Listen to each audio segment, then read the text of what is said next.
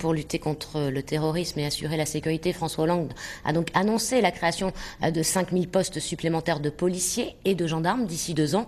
Éric Maroc, bonjour. Vous êtes secrétaire régional du syndicat de police Alliance. 5000 postes supplémentaires, on imagine que vous êtes satisfait ? Bonjour.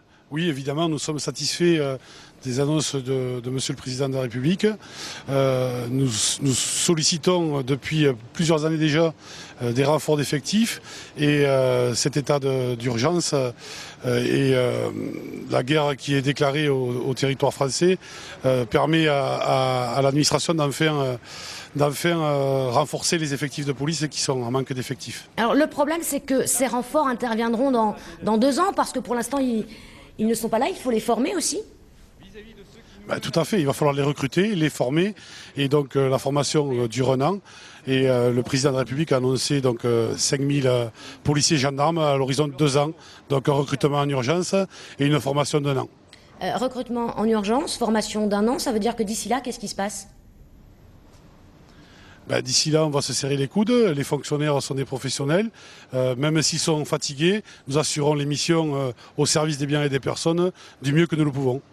On entendait Alain Juppé qui disait, en gros, peut-être aussi faudrait-il redéployer tous les effectifs, c'est-à-dire qu'il y en a beaucoup aussi dans les bureaux, dans les administrations. Peut-être faudrait-il les faire revenir sur le terrain. Qu'en pensez-vous ?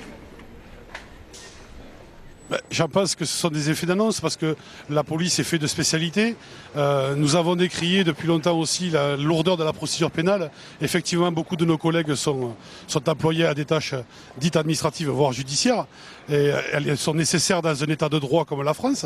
Et nous avons également des spécialistes dans tous les corps de métier qui assurent la sécurité des biens et des personnes sur le terrain de façon plutôt efficace. Donc pour vous, François Hollande a répondu à vos attentes dans ce contexte d'urgence hier à Versailles ?